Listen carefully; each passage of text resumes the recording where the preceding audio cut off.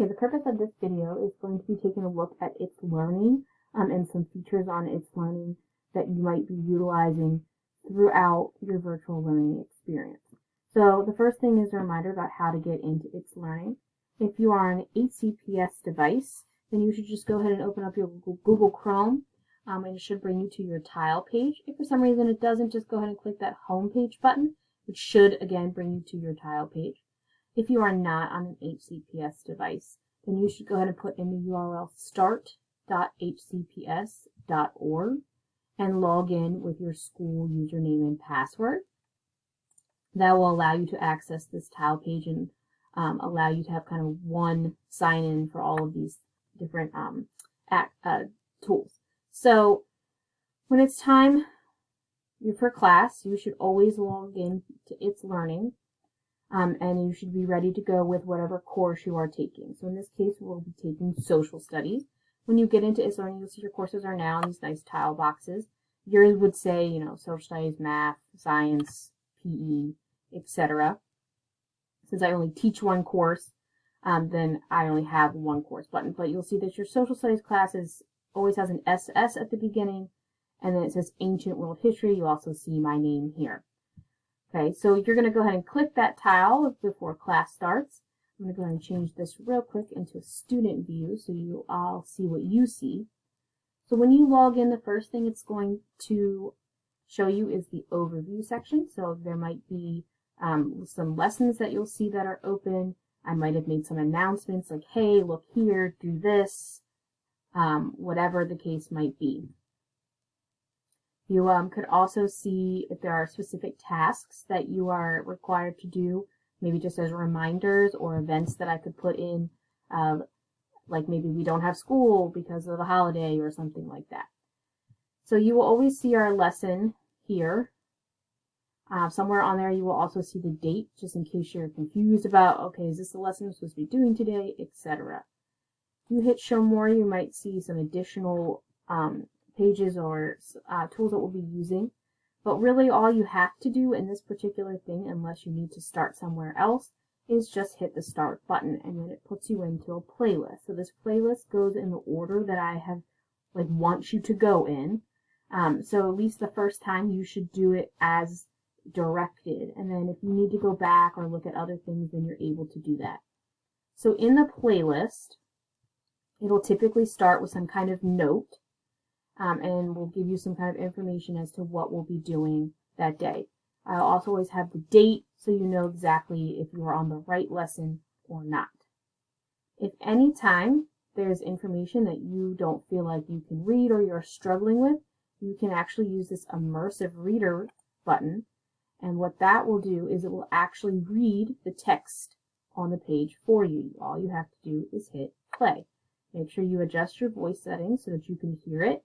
And then whenever you are done, there we go, you can just hit the back button. Okay. You also see these ellipses right here, the 3 dots. If you wanted to print out a resource, you are welcome to do so, but there's nothing that I would be requiring you to print out. The other tools that you'll be using on this page are up here. So you have your go to your next resource or previous resource if there is one. You'll also see this drop down where we call this the hamburger button, like the two sides of the buns and the hamburger in the middle. And you'll be able to access all of them, so you could jump to any particular section. So this would be helpful if you're like, oh, I don't remember something, I need to go back to the notes. Maybe you click back to the notes, and that's easier than having to click the back button. Or if you are done with that lesson for the day, then you can hit the X button, and it will take you back to the overview page. So again, we're going to go ahead and hit that start button.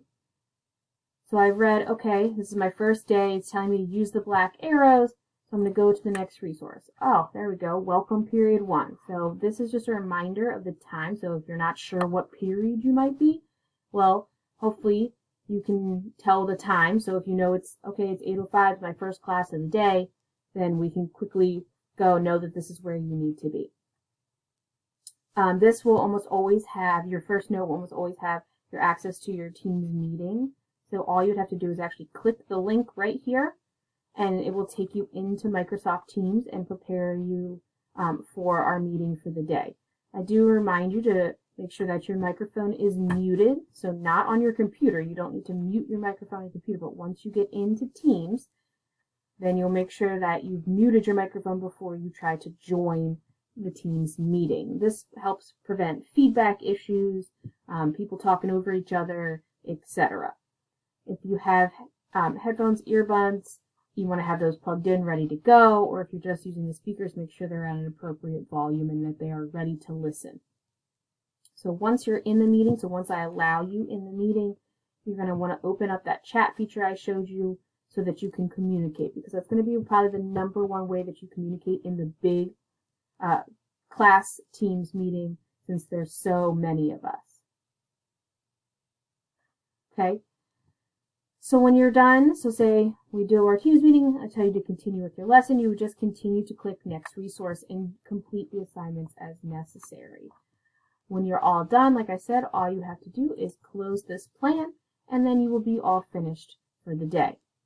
And then when you logged in the next day, there would be lesson number 2, and it would say Wednesday 9/9/2020, and that way you would know that we have a new lesson. But say you didn't finish, this would still be available to you. So if you need to, maybe on flexible Fridays when you have for some work time, you could always go back to this lesson and complete stuff or access resources that are available here. You'll notice that you also have a few other things up here. You can access these plans within the week. Probably not the most useful place to access your plans, but if you wanted to access something that you still that's kind of older, that might be a place to do that as well. Resources is kind of the same. This would be something that I would publish particular things here for you to access, and they would be things that you could access at any time.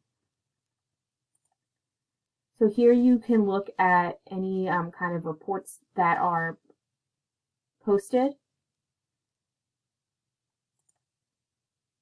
Here you would be able to see who is in your class. Okay. Some of this stuff right now would not be super useful for you. We're not necessarily utilizing those things. You could potentially be put into some kind of group, and that would be something you might use at some point. So if I do some small groups or whatnot, then that might be something you would have up top. But otherwise, your main tabs right now, especially in the beginning of virtual learning, are going to be this overview, which kind of just tells you, here's what we're doing for the day, here are things you need to have done, here's stuff that's coming up, or your plans, which is also another way to access the lessons for the day. If you ever need some assistance during time where maybe you can't access me directly, maybe on Flex Fridays, or if I'm working with another group, a great way to do this is just to hit the chat feature up here. So this would be your name, and you would upload a appropriate picture or a Bitmoji or something like that here. You hit the chat feature, and you can go ahead and send me a message. Hit new. In this case, you would put my name, not your whole class, because you can't actually message other students. You can only message me or your teachers. So then you would write the message and send it. If you needed to attach something, you can use this little paper clip right here. And if you needed to use some emojis, you also have that option. And then you would send that out, be able to get back to you with that. It'll pop up on my screen, and I'll see that you needed help. You'll also have this announcement button, so if there's ever an announcement, it'll kind of light up with a little tag here, and you'll be able to click that and see if I've posted something new. It would also show up here on your overview pages. Okay, so that's kind of just the basic rundown of ItsLearning. If you've already used ItsLearning before, a lot of this probably isn't new to you.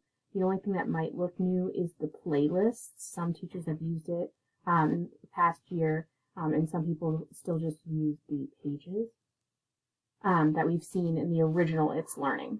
But either way, this is actually probably an easier way to navigate through your ItsLearning lesson for the day, and you should expect to see this most days in your social studies course.